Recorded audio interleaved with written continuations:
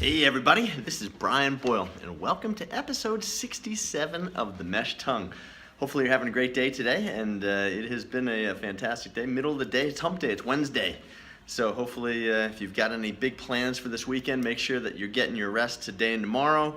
Thursday night, or the night before.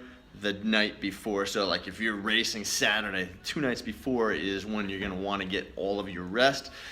You want to make sure that you're in bed early, that you're staying hydrated the night before the race. A lot of times you have jitters, especially if it's a big race. So make sure 2 nights before that you're actually getting your rest. That's a great way to ensure that you're well rested going into the race. Sunday race again, it'd be Friday night. So let me know if you've got any questions, if you've got any comments. You can send those to an email at Brian, B-R-I-A-N, at company5k.com. I'll be happy to get back to you with those. Today I want to talk to you about something that I've talked to you about before, but we're starting to see some more coming up about this. And this is this push for the 2-hour marathon, or the sub 2-hour marathon. So 26.2 miles at 4:30 mile pace. Just absolutely crazy. That's just mind-boggling. But they just did a test run yesterday, and so trying to be relevant in this, they just did a test run yesterday. They did a half marathon. 2 of the guys went sub 60. The third went 62 plus. Which again is not bad. But when they're on a race track and they're going in formation with some interesting formations, they're testing all sorts of things. You have to wonder, is this really even about the racing versus just saying you did something? Okay, I always like it when somebody does it in an actual race. They go out and they rip a fast race, and it's not wind aided. They were just doing it on their own. I mean, yesterday these guys, they were in like diamond formation. They had 1 runner in the front, 2, 3, 2, 1. The last 3 guys were in the back of this formation. They had a moped coming by with their drinks, and they're handing it to them. They were not even breaking stride. I mean, how many of you can actually do that in a race? I mean, it just doesn't happen. So you go, when you start thinking about these things, could you physically or could you possibly do it and mimic that? You start wondering about this. But here's the thing that I want to talk to you about, okay, is that Nike is designing these new shoes designed specifically to try and propel these runners to this sub 2-hour marathon. And my friend Avery, who comments on here, sent me this link, this is kind of interesting because if you look at the shoes, and I'll show them to you in a second here, if you look at the shoes, there's some interesting characteristics about them that I'm surprised to actually see. But what I'm going to tell you first off, all right, is that the price tag on these is going to be, there's this ridiculous pair, it's $250. The not so ridiculous pair is $150.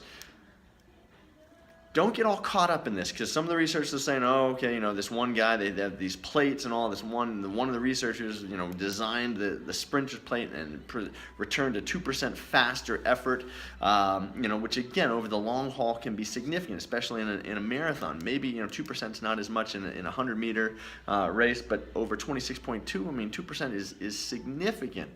But the downside, and I'm going to show you this thing, okay, for one, is that they're designing these for the characteristics of the feet of the individuals that are running, okay, these 3 guys.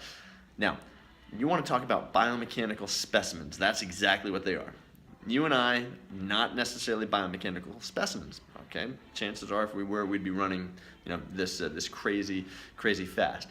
All right, my 109 half marathon best, thought was pretty strong. These guys are running 62, 59, 17, 59, 47. Again, under crazy conditions on a flat, fast track with people guiding and pacing, that they were getting, pacers in and out. So again, you question, is this even realistic? But I want to show you here real quick. Okay, the shoe design. So here's the shoes. These are the shoes that that Nike is designing to help. All right. So what I first noticed on these, okay, is this which we call positive heel flare.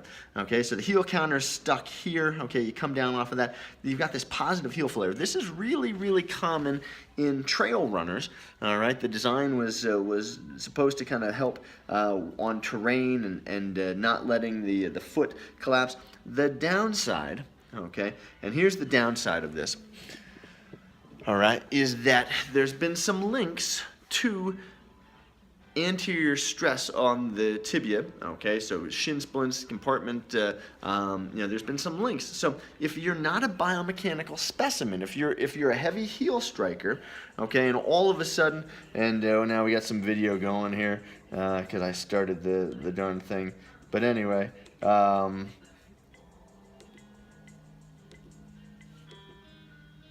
if you're a heavy heel striker, okay, you know, the problem is that the shoe is going to push you into this flopping down movement, okay? So you strike the heel on this positive heel flare, your foot's going to come down, you're going to take that anterior portion, okay? You want to talk about shin splints.